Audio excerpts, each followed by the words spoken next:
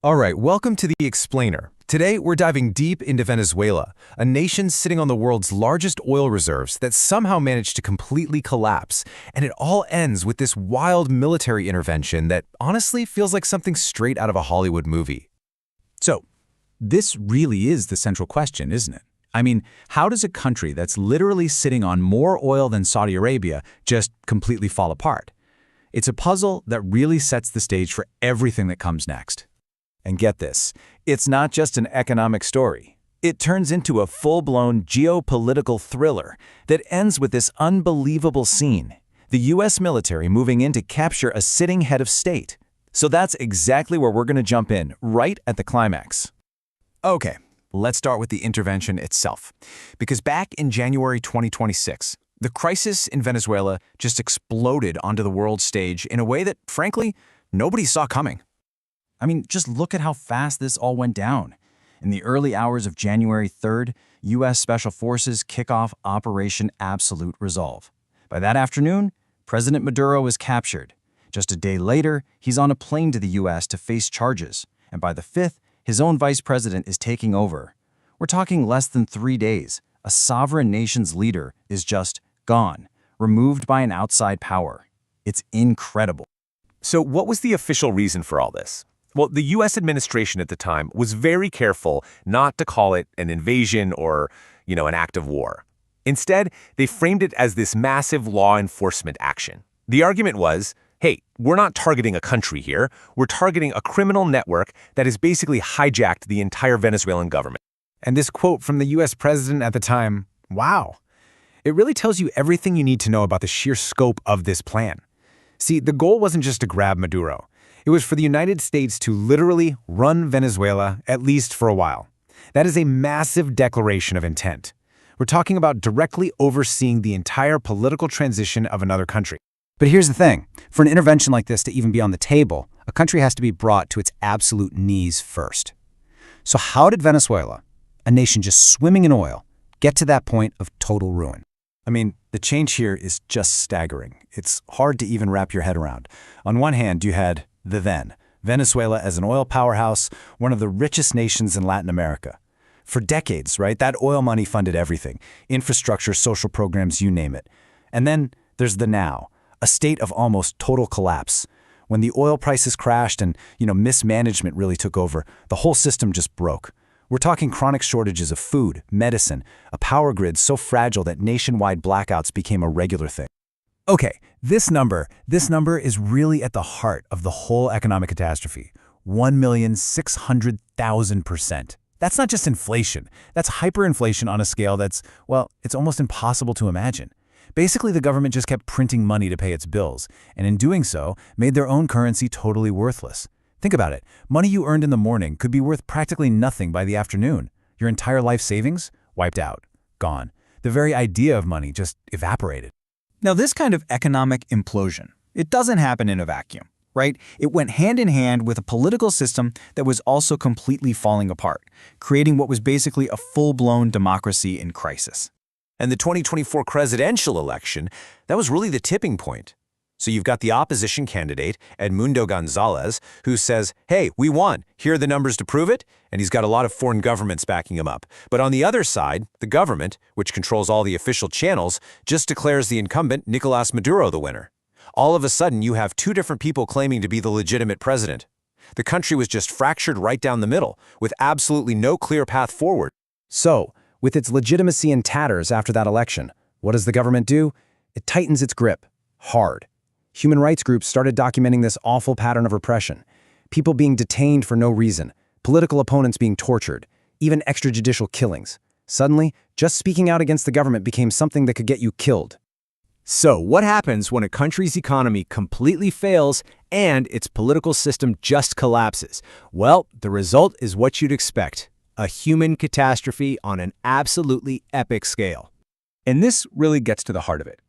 Just ask yourself, what would it take for you to leave everything behind, your home, your family, your entire life, and just walk into the total unknown? Well, for almost 8 million people, the situation in Venezuela was the answer to that question. And that answer is this number right here: 7.9 million. That is not just a statistic. That's one of the largest human displacement crises in modern history, right up there with what we saw in Syria. And every single one of those numbers is a person, a family, a life just shattered by hunger and desperation. But here's the twist. Getting rid of Maduro, that wasn't the end of the story, not even close. It was actually the beginning of a brand new and deeply uncertain chapter with consequences that would ripple all across the globe. So instead of bringing stability, the U.S. intervention kicked off this new, incredibly chaotic reality. Maduro's vice president, Delcy Rodriguez, takes over, backed by the military. At the same time, U.S. forces are seizing control of the oil industry, the country's lifeline. And on the ground, you've got these armed pro-government militias, the colectivos, being sent out to crush any dissent. On top of all that, a media blackout is declared. It was chaos. And as you can probably guess, the rest of the world was immediately split right down familiar geopolitical lines. The U.S. obviously defended its actions, pointing to narco-terrorism, but its biggest rivals, Russia and China, they condemned it. They called it a flagrant violation of international law and a country's sovereignty. And then you had a whole bunch of other nations in Latin America and Europe who were just deeply concerned. They saw this as a really dangerous precedent that could just make the whole region even more unstable. So you might be asking, why? Why all this intense focus from global superpowers on this one country? Well, it always comes back to this number, $303 billion. That's the number of barrels of proven oil reserves in Venezuela. It is the largest on Earth. The fate of Venezuela is completely tied to the world's energy security, and that right there is why its crisis is everybody's business. And all of this leaves us right here with one of the toughest questions in all of international relations. When a nation completely collapses, who has the right to step in? It's a question about sovereignty, sure, but also about the responsibility to protect people from disaster. And what happens when the old rules of the world just don't seem to apply anymore? There are, as you can imagine, no easy answers. For the longest time, we thought we knew what made a country powerful, right? Big armies, massive weapons. But what if the true measure of strength today is completely invisible? That's what we're digging into, how the battle for the future isn't being fought with bombs anymore, but with bits and bytes. This is all about silicon supremacy. Think back to the Cold War. The whole game was about one thing: nuclear stockpiles. That was the equation for power. Simple. But the microchip? Man, it has completely flipped that script. The race for computational supremacy is the new arms race, and it's happening right now, whether we see it or not. Okay, so to really get this, we've got to throw out the old definition of power. Seriously, the playbook that was written during the Cold War, it's pretty much useless now. Yeah, for decades, this was it. This was the ultimate symbol of power. A nation's influence was literally measured in megatons. It was kind of terrifyingly simple, wasn't it? The more warheads you had, the more power you held. Period. But today, the game is measured in petaflops. And you're probably thinking, what on earth is a petaflop? Well, it's a mind-boggling unit of processing speed. We're talking 1 quadrillion calculations every single second. To put that into perspective, it would take you, with a calculator, over 30 million years to do what a 1 petaflop computer does in just 1 second. And this isn't just about being fast. It's about the ability to think, to predict, and to act faster than anyone else. That's the new benchmark for dominance. So if this is a new kind of conflict, where exactly is the battlefield? Well, here's the thing. You can't find it on any map. It's invisible, it's digital, and it's all around us, all the time. Let's break down what computational power really means in this context. It's not just about having a faster laptop. No. We're talking about using that incredible speed to fuel super advanced AI, to control the fire hose of information, and ultimately to make critical, strategic decisions way, way faster than your rivals can. You know, think about it this way. If you can process what's happening in the world, if you can literally process reality, predict the next move, and make your decision before your opponent even grasps the situation, you've already won. That is the ultimate strategic advantage in the 21st century. So this new power structure, it's really built on 3 main pillars. You need artificial intelligence, which is kind of like the brain of the operation. You absolutely need advanced semiconductors, the microchips. That's the muscle, the physical hardware. And then you have to have data control, because data is the fuel that makes this entire engine run. All right, so if this is a war, what are the weapons? Obviously, we're not talking about tanks and missiles. But don't be fooled. These new weapons are every bit as powerful.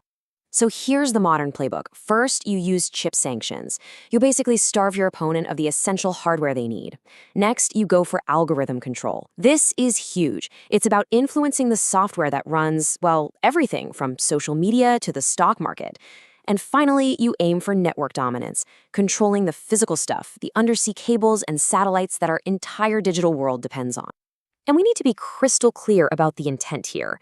When you hear about new tech restrictions or trade rules, just remember this quote. These are not safety regulations. They are acts of strategic warfare designed to achieve dominance.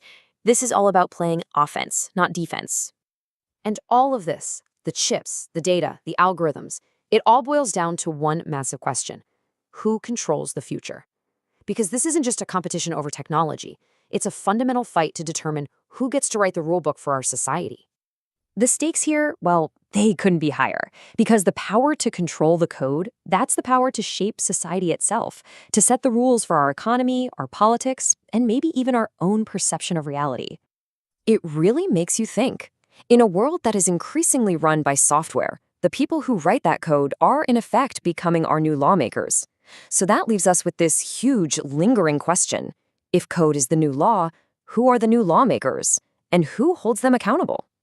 That's the challenge we all face in the age of silicon supremacy.